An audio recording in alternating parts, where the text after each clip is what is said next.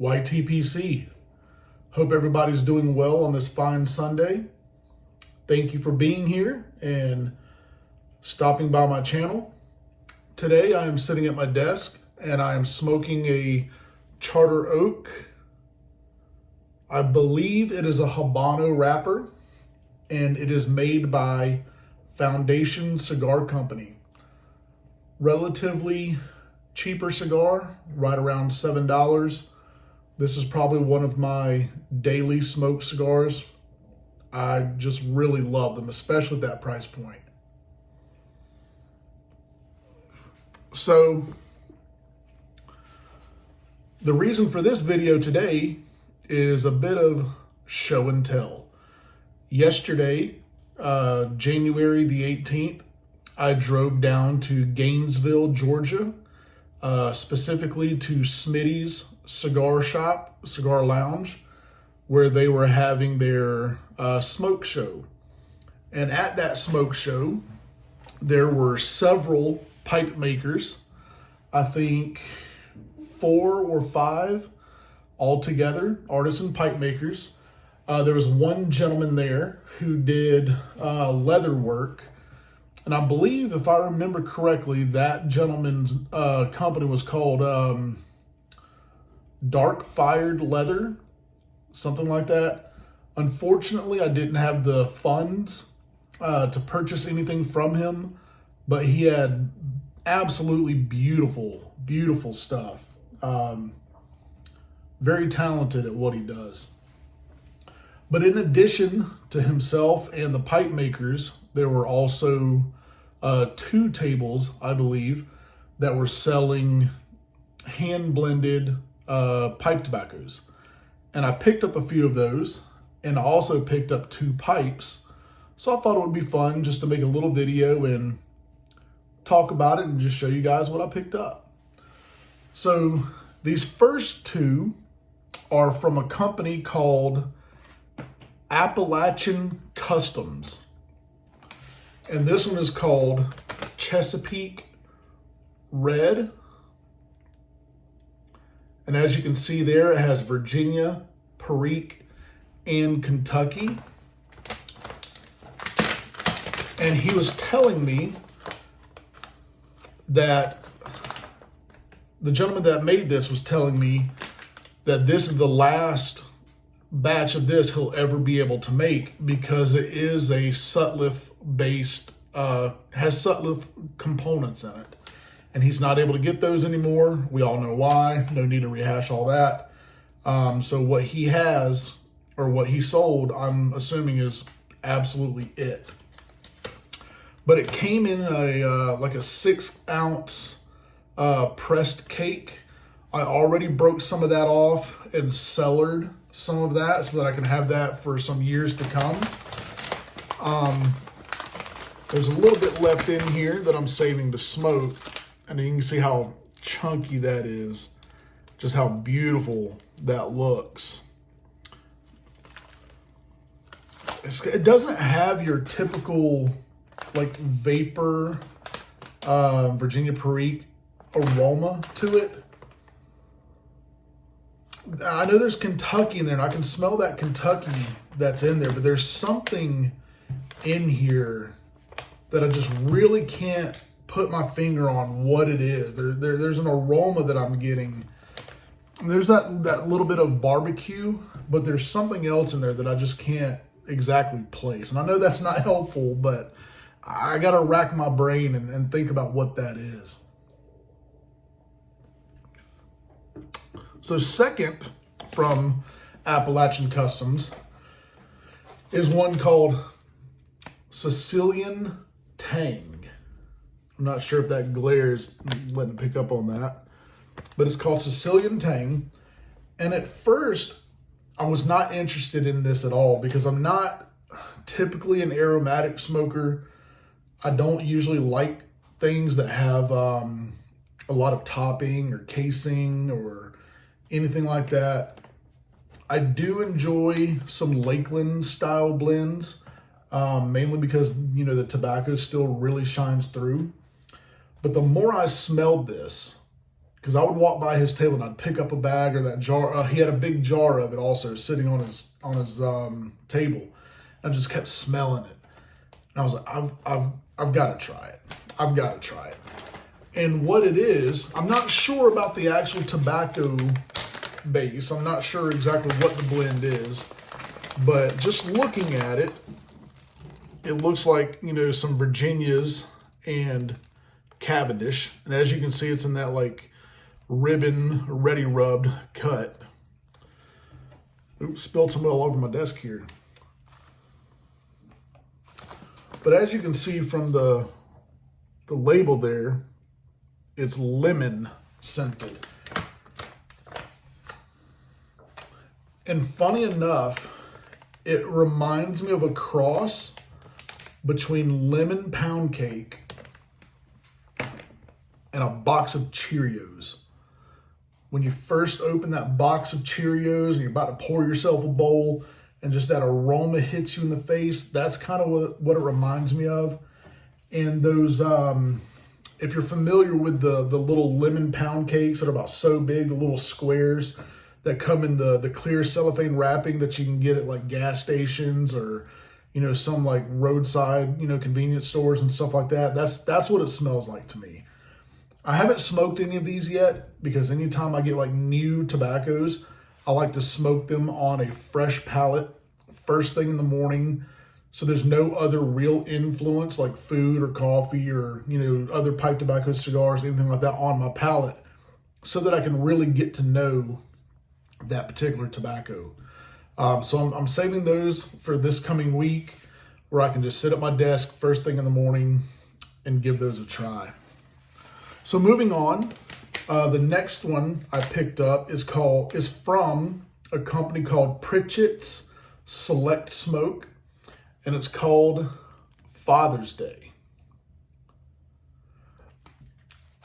He had, I don't know, 6 or so, 5 or 6, maybe more, different blends that he had for sale that he blended himself.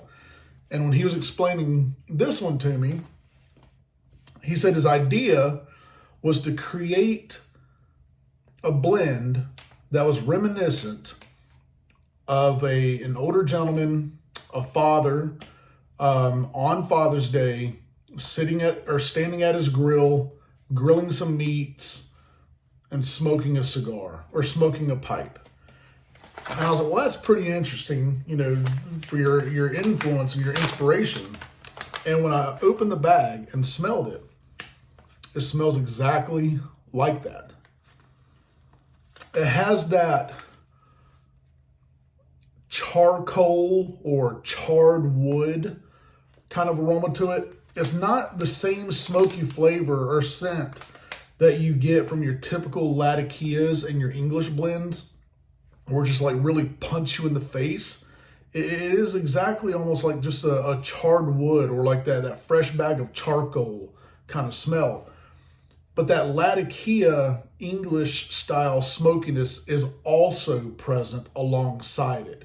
And it's really interesting because I've never smelled anything that had both of those aromas together. But it's also got like a Sweet Baby Ray's barbecue sauce kind of aroma to it. So I'm really looking forward to trying this. Like I said, I'm going to smoke it first thing in the morning so that it's on a fresh palate and I can really get to know it. But I'm really looking forward to smoking this with a nice, really peated scotch. I think it's going to pair really well with a peated scotch. But it also is that nice, soft, ribbony, you know, cut that's just ready to just shove down in your bowl. The thing I love about this type of cut is you can just kind of like stuff and puff. You know, you don't have to really think about it. Just shove it down in the bowl and fire it up. And in my experience, usually it just smokes wonderfully that way. That type of cut does.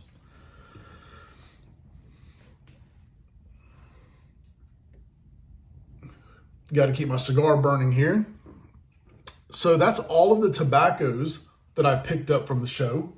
But as I said, I did pick up 2 pipes, and one of them is a Lovat that I picked up by a maker by the name of Jason Patrick. And that is this pipe here. See if I can get that to focus a little bit better, give you a better look. This is the first pipe that I've ever owned of that particular shape. And I've owned artisan pipes before, about 10 years ago, but unfortunately fell on some hard times about 5 years ago and had to sell some of them. So the 2 that I picked up from the show are now my only artisan pipes that I have in my collection currently. But Jason Patrick just blew it out of the water with this. I'm looking forward to smoking this. I'm just not sure what I'm going to put in it just yet. And last but not least, for my pickups from the show, is a mini poker that I got from Stephen Cashwell with Cashwell Pipes. And this is it here. Beautiful little pipe. I mean, it's really, really small. If you look at it to the size of my hand, like it's tiny.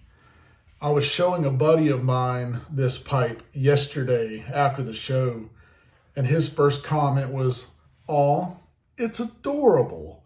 And you know what? It is adorable, and I'm fine with that.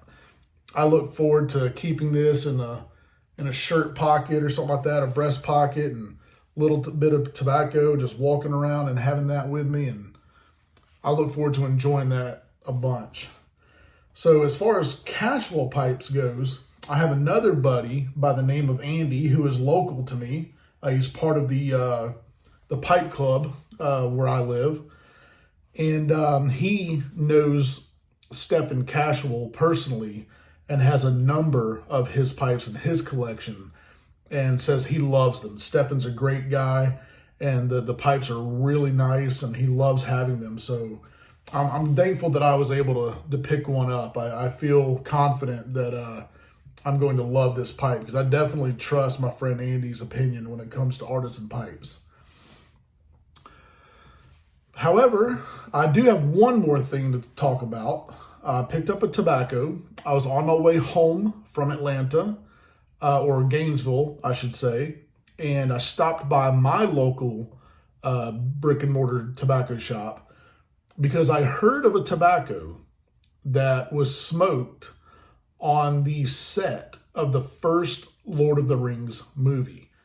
Many of you may be already familiar and aware of this tobacco, but I am obviously quite late to the game. I'm a big Lord of the Rings fan, but I just always assumed that what they were smoking was more than likely an herbal blend, as they do in other movies and TV shows and stuff in Hollywood where they smoke herbal blends. Somebody recently told me that they were actually smoking real tobacco on the set of the first movie of Lord of the Rings, and that tobacco was actually available. That exact blend that they had was available for purchase. So I had to go get myself some. And it is Peter Stokkebye's 24 Nougat. PS 24 Nougat. And I'm looking forward to actually smoking this. Like I said, I'm not normally a aromatic fan, but you can definitely smell that sweetened Cavendish in there, the sweetened black Cavendish. So I'm sure it's going to be like an aromatic-esque. I don't smell any other toppings or anything in there, any kind of flavorings added. The blender and manager at the cigar shop or tobacco shop that I bought this from was telling me that it's not like a typical aromatic where it's heavily cased or heavily flavored and, goopy and will gurgle and stuff when you smoke it. He said it's just a nice, smooth, flavorful, all-day kind of smoke. So I'm looking forward to giving that a try. And day before yesterday, I picked up a Savinelli Church Warden, which I'll show in another video and talk about in another video. But I think I'm going to set that one aside and smoke this and that the first time. Break in my Savinelli Church Warden with the Lord of the Rings blend. Seems fitting to me. Anyway, I'm going to keep this one short. I was going to say short. It's already right at 15 minutes, a little bit over. If you've made it this far in the video, I thank you and I appreciate you watching. Enjoy the rest of your weekend. Have a great week ahead. God bless and sweet smokes.